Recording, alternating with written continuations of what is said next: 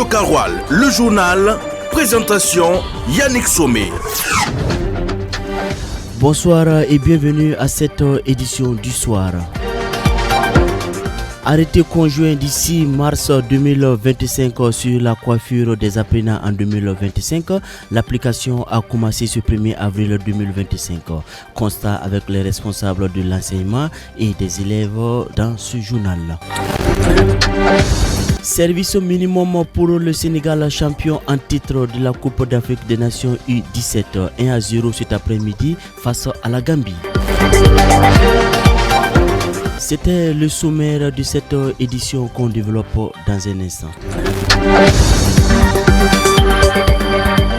Ce mardi 1er avril 2025 a marqué la reprise des cours dans les structures éducatives de la région du Sahel, mais aussi avec l'effectivité de la mesure réglementant les coiffures des apprenants dans les différents établissements. Constat de l'effectivité de la mesure dans ce reportage de Ismaël Konfé. Après une tournée au sein des établissements éducatifs de Dori, selon Mardo Chevedrago, intérimaire de la direction provinciale des enseignements post-primaires et secondaires, la mesure est respectée. Ce matin, nous avons fait le tour des établissements et nous avons constaté que dans tous les établissements, la mesure est respectée.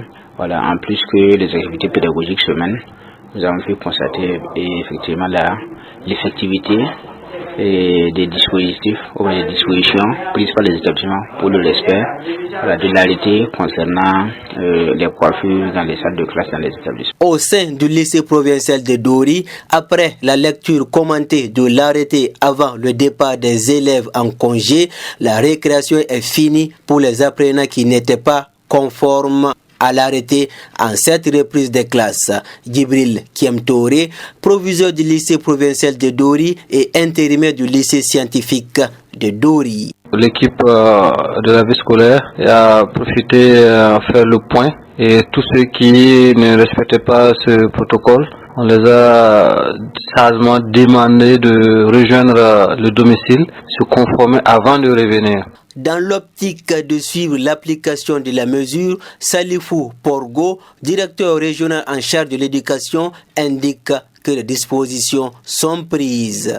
Alors à partir du 2 avril jusqu'au 7, alors il est prévu des séances de sensibilisation auprès des élèves, du personnel et des parents d'élèves et également des sorties de suivi et contrôle pour vérifier l'effectivité de l'application de la mesure. À partir du 7 avril, les directions provinciales vont rédiger des rapports qu'ils vont transmettre à la direction régionale qui à son tour en fera une synthèse régionale. La réussite de l'application de cet arrêté passe aussi par la participation des parents d'élèves, d'où cet appel à leur endroit, Mardoché Wedraogo. Bon, vraiment ce que nous souhaitons, c'est toujours l'accompagnement des parents d'élèves, la sensibilisation des élèves, parce que la coiffure avant de venir à l'école, c'est d'abord à la maison.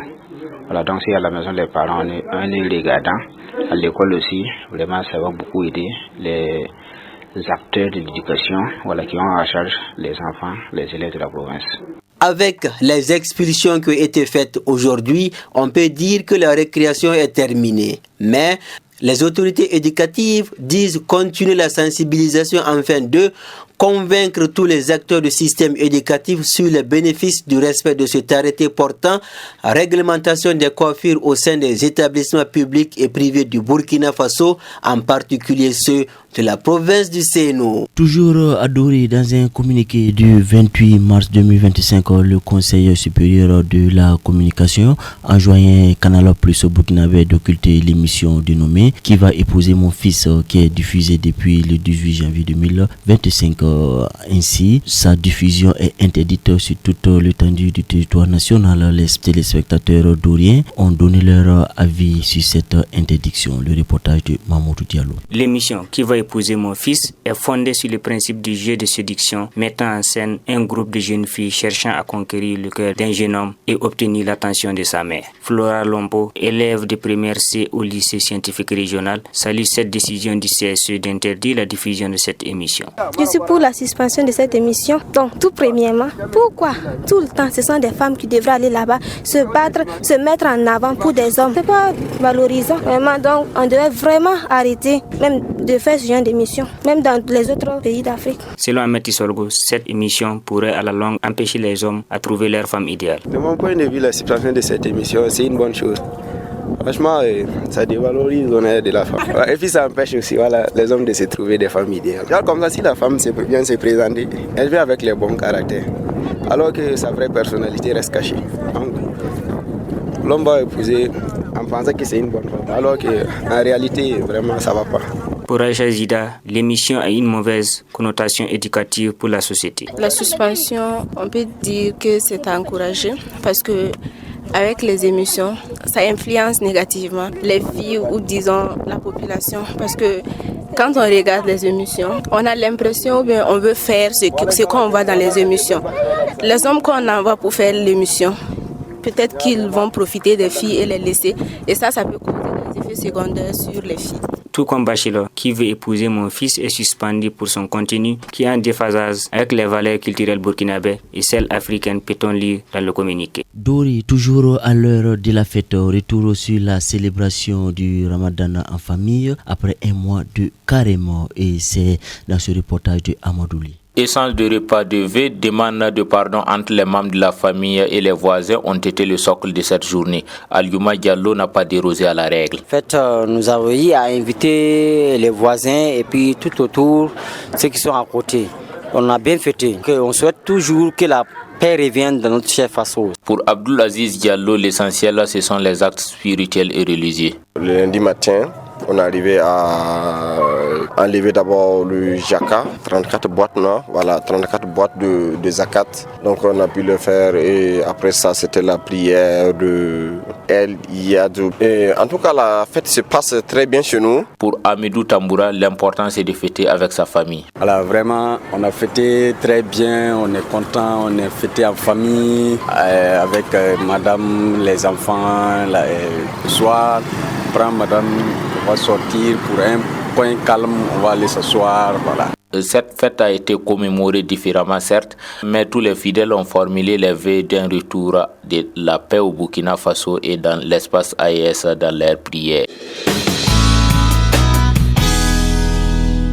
Direction Ouagadougou, à présent, le ministre de la Communication, de la Culture, des Arts et du Tourisme, Benouende Gilbert Ouedraogo, a présidé la première session du conseil d'administration du secteur ministériel CACEM de son département ce mardi 1er avril 2025. Au cours de ce CACEM, les participants se sont penchés sur le thème exécution des programmes budgétaires dans un contexte d'austérité, quel équilibre entre réaménagement des crédits budgétaires et stabilisation du cadre de performance. Et nous avons des détails avec Fatmata Dikou. Dans un climat socio-économique exacerbé, il est essentiel d'avoir une gestion rationnelle et rigoureuse des ressources publiques. C'est du reste la volonté du ministère de la Communication, de la Culture, des Arts et du Tourisme qui, à travers le thème de son premier conseil d'administration du secteur ministériel CACEM de l'an 2025, mène la réflexion pour adapter ses activités à son budget. Selon le ministre en charge de la Culture, Benouende Gilbert Ouedraogo, l'année 2024 a été marquée par des problèmes budgétaires qui ont exigé de son département ministériel une capacité exceptionnelle d'adaptation et d'optimisation des ressources. Il ajoute à ses propos, dans ce contexte, il est impératif de trouver un équilibre délicat entre la réallocation des crédits disponibles et la nécessité de maintenir une stabilité dans l'exécution des programmes afin de garantir des résultats tangibles et pérennes. Cette session est pour le ministre de la Communication, de la Culture, des Arts et du Tourisme non seulement une occasion pour dresser le bilan des activités réalisées durant l'année écoulée, mais aussi une occasion pour évaluer les choix budgétaires opérés. Notre objectif est de faire en sorte que même dans ce cadre contraignant, chaque programme et chaque activité reste pertinent et performant sans compromettre les priorités stratégiques de notre département, a souligné le ministre de la Culture et de la Communication. Pour ce faire, le ministre en charge de de la culture a invité les participants à se donner pour la réalisation des travaux afin de trouver des solutions adaptées qui permettront au ministère de jouer son rôle dans le développement durable du Burkina Faso. Et cette information en bref avant le sport, le conseil d'orientation du Fonds de soutien patriotique a tenu ce 1er avril 2025 à Ouagadougou sa première session ordinaire de l'année 2025. L'état des encaissements, toutes sources confondues du Fonds de soutien patriotique à la date du 23 mars 2025 donne plus de 33 milliards de francs CFA. Au titre des affectations des ressources spécifiques versées par la LONAB, le fonds a enregistré plus de 116 millions de francs CFA. Le montant des prélèvements taxes s'élève à plus de 15 milliards sur les retenues des salaires obligatoires. Le fonds note plus de 1 milliard de francs CFA mobilisés chez les salariés du privé et plus de 7 milliards dans le public. Les contributions volontaires des Burkinabés et ceux de la diaspora ont permis de mobiliser un peu plus de 525 millions de francs CFA. Foot, basket, handball, judo, cyclisme, le sport. Et on termine ce journal par le football.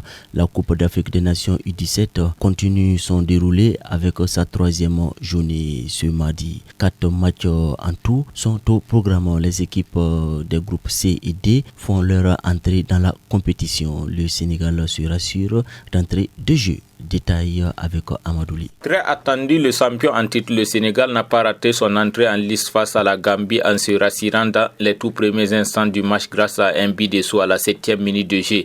Score final 1-0. Derrière le Sénégal, grand favori dans le groupe C, la lutte pour le deuxième billet promet de faire du ravage entre la Gambie, la Somalie et la Tunisie. Les Aigles de Carthage, la Tunisie joue la Somalie. Un duel où la Tunisie semble avoir l'avantage de l'expérience. 4 participations. Il reste à savoir si la longue absence ne constitue pas un handicap. Dans le même temps, l'autre aigle, mais celui du Mali, habité des routes continentales dans cette catégorie, aborde cette compétition avec des grandes ambitions. En face, l'Angola, 3e en 2019, mais absent de la dernière édition, débarque avec un statut d'outsider. Les Zen Palancas Negras n'ont rien à perdre et peuvent jouer sans complexer face à un favori du tournoi. La dernière rencontre de la journée à 20h, le champion 2013, la Côte d'Ivoire, de retour à la compétition, sera face à un adversaire moins expérimenté, la Centrafrique.